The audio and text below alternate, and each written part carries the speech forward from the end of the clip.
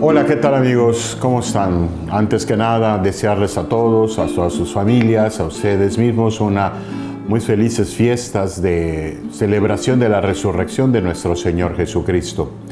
Nos encontramos en medio de ese tiempo pascual, la alegría del Señor resucitado, que oxigena nuestra fe, que le da sentido a nuestra religión, que le da sentido a nuestra alegría de ser hijos de Dios. Sin embargo, pues aún continuamos en este periodo de emergencia sanitaria en la que las circunstancias pues nos invitan, nos llevan a estar recluidos en nuestros hogares por seguridad, por higiene, para evitar todos estos contagios. Ha surgido y me han hecho muchas preguntas también en torno al sacramento de la confesión en estos días, en estos momentos, estas semanas en las que no hemos podido tener culto público, ni hemos podido tener reuniones o asambleas litúrgicas. Y mucha gente en el tiempo de Cuaresma o en el tiempo de Semana Santa es cuando aprovechan para reconciliarse con Dios. Recordemos que uno de los mandamientos de la Iglesia es precisamente ese, el acercarme al sacramento de la reconciliación al menos una vez al año. Pero ¿qué pasa ahora que no hay confesiones? ¿Qué pasa ahora que las iglesias están cerradas? Que el culto público, pues, por el momento es solamente de forma virtual. Y claro, la gente pregunta, ¿y no puede haber confesiones también o por teléfono o por Facebook o FaceTime o por...? No, eso no es posible. La Iglesia contempla, la Iglesia prevé algunos de estos escenarios en el que uno de ellos nos encontramos ahora. Hay tres maneras de recibir el sacramento de la reconciliación, de reconciliarme sacramentalmente con Dios. El primero es aquel modo que conocemos todos de manera ordinaria, cuando nos acercamos al sacerdote ministro de Dios, que tiene la potestad en nombre de Jesús de perdonar los pecados, recordando aquello que dice el texto de San Mateo: a los que les perdonen los pecados, les serán perdonados, y a los que no se les perdonen, les quedarán sin perdonar. El sacramento del perdón de los pecados tiene que mediar la figura del sacerdote.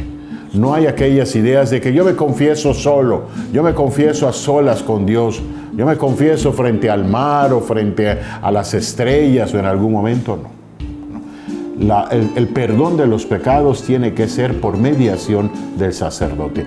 Y por eso la primera forma de confesarse es personalmente frente al sacerdote, en un confesionario o en un lugar digno, a quien le voy a decir todos mis pecados, los pecados graves, los pecados veniales, y Él, en nombre de Jesucristo, nos da la absolución.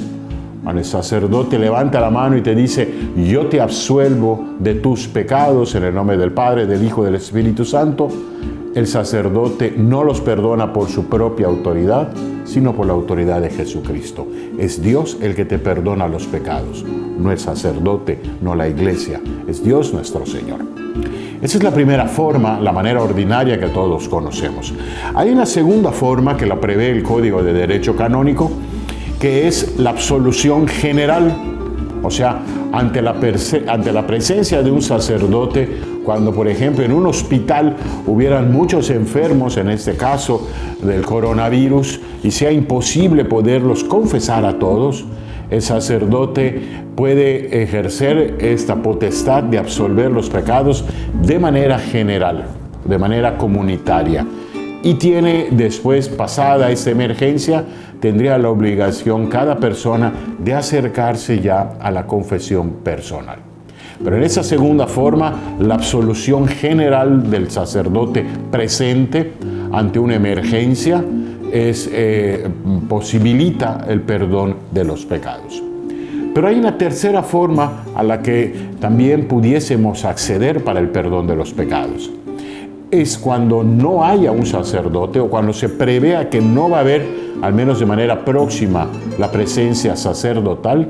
Entonces, cada persona, cada pecador hace un examen de conciencia, como lo indica pues, los pasos de una confesión normal, un correcto y un humilde examen de conciencia y le pide perdón a Dios de sus pecados graves, de sus pecados leves, haciendo un acto de perfecta contrición, ¿no? Esto es, reconocer que he pecado, arrepentirme de mis pecados por amor a Dios.